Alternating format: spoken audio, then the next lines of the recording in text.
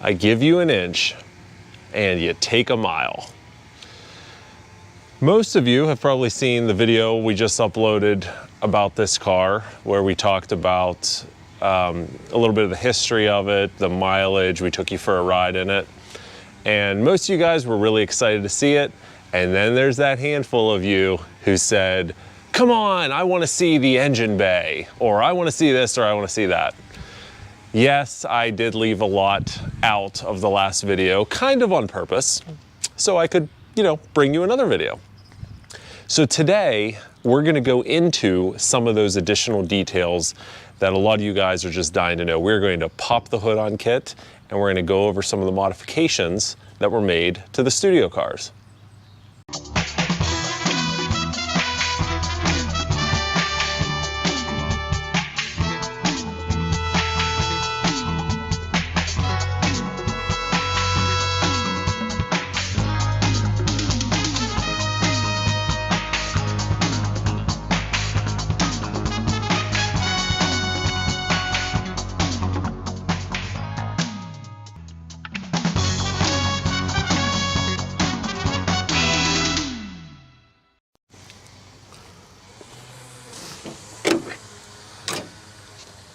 So before we pop the hood, I think I should show you this.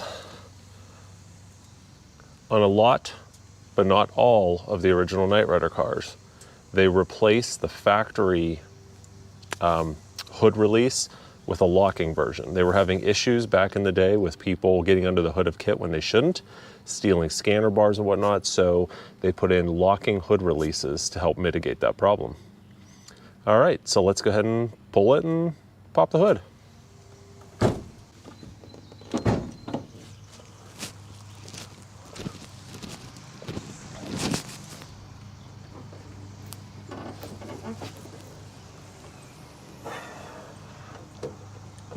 All right, let's bring you in for a closer look.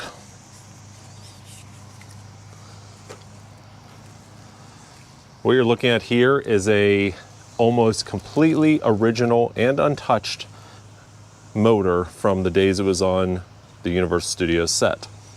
We went to great pains to not alter anything, not paint anything. All we did was we cleaned some dust and dirt off of it. That sock there is not original to the series. There are some things we like to keep secret, and one of those things is the trim tag, which is factory. On all Firebirds and Trans Ams, there's a riveted tag right there that shows the last 6 digits of the VIN, the options of the car. Some of those things we like to keep private, so this car does have its original trim tag. Actually, all the original cars do. So we're just covering that just for our own privacy. But what you're looking at here is the original numbers matching Chevy 305 cubic inch engine that came in this car from the factory. We were able to read the numbers off of it and confirm that they match the last 6 of the VIN. The transmission, however, as I've stated before, is not original. This car would have come with a 4-speed 700 R4 transmission. This has a turbo 350 3-speed transmission. All of the original car, I shouldn't say all of them, most of the original cars had their transmissions swapped out for turbo 350s as a way of being consistent across all the cars and to help with maintenance and the reliability and things like that. The turbo 350s were, and still are known as just really excellent transmissions, so that's why they swapped that out. You can see here all of the emissions equipment is completely gone. There used to be air tubes on the top of the exhaust manifolds, but you can see that they've been capped off. The air pump down there is gone. All of the lines, everything's gone. One of the things, again, they wanted to do is simplify these cars. They didn't need any of the emissions equipment, so they ripped all that stuff off. The carburetor that you see here is a Rochester Quadrajet. It is not the one that came on this car. The one that came on this car would have been a computer-controlled version. This is a much earlier version. It's from a 1970s GM vehicle. and also the distributor would have been computer controlled. This is swapped out for an earlier Vacuum Advance distributor, as you can see right here.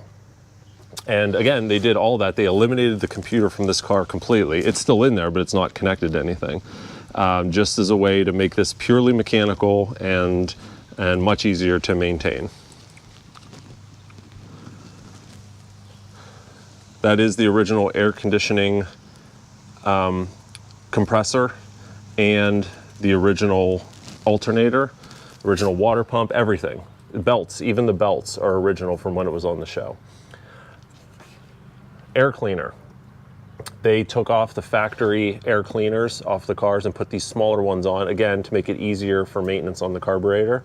This is the original one that was on it when it was on the show, down to the air filter. Now, before I get a bunch of nasty comments saying, you need to clean that, you need to replace that air filter, it's so dirty, you're gonna have all kinds of problems.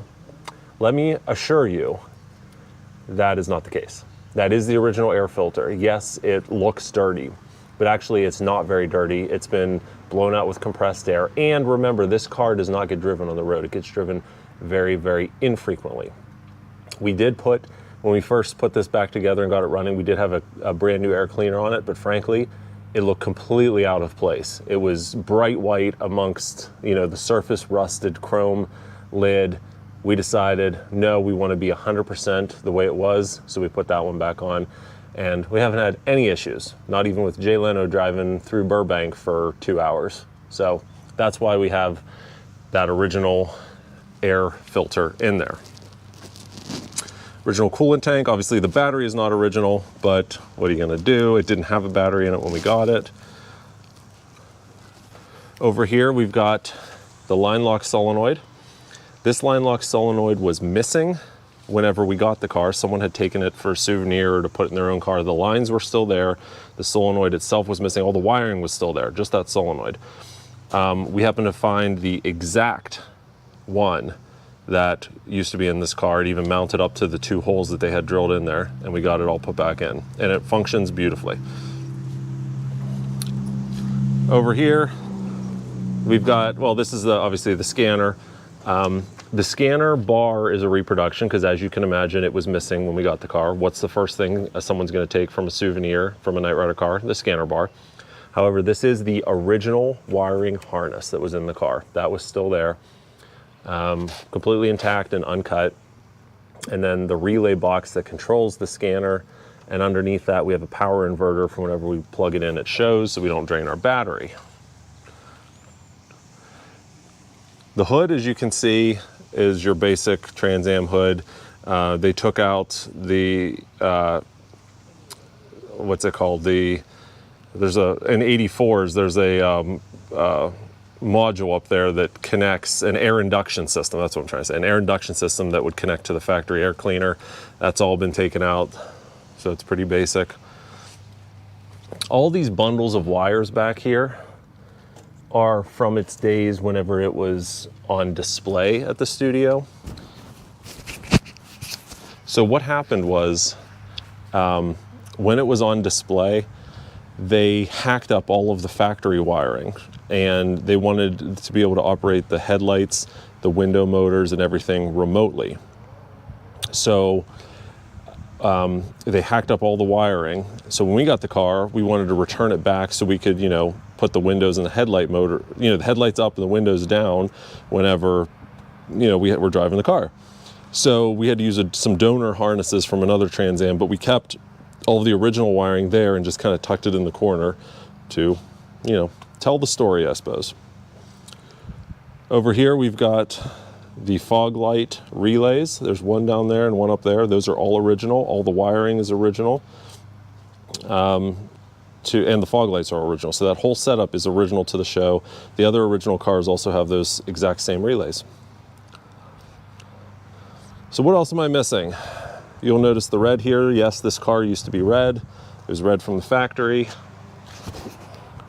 Painted black for the show. This blue wire here is not original, But we have photos of this car back when it was being built, and we've recreated not only the wire, but exactly how it was mounted. There was this one strap here. These zip ties, those are all exactly as it was. That was to run a secondary battery. There used to be a secondary battery on that side. We are not running a secondary battery, so this wire is actually part of our inverter system now. But exactly what you'd see, same brand of wire, same color, same everything.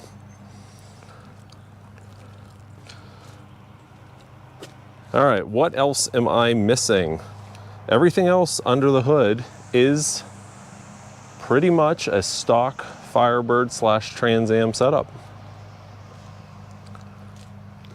This motor, like I said, it's got less than 1,000 miles on it. When we got the car, it hadn't run in, gosh, over 20 years, 25 years. We took the motor out. We pulled the intake and the valve covers off, did a thorough inspection. The inside of the motor was so clean and new looking. There were factory stamp markings on the inside of the intake. It's crazy. So we just put new gaskets in, put it all back together, primed it, and it fired up, and it's been running amazing ever since, and that was over a decade ago.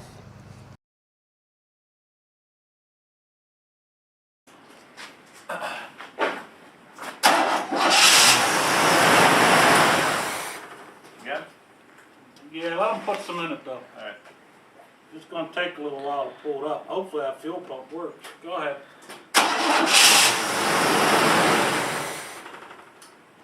Let's try it, Joe. All right, wait a minute.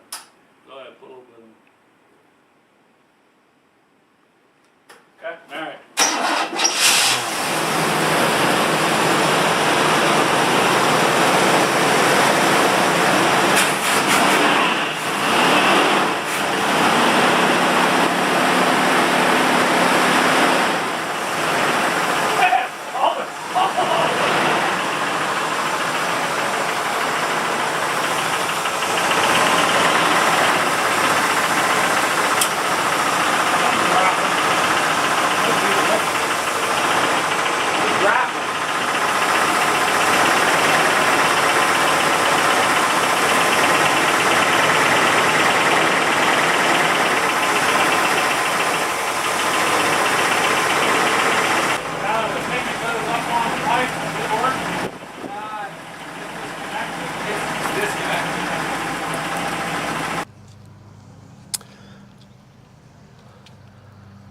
All right, so I think that does it for everything under the hood.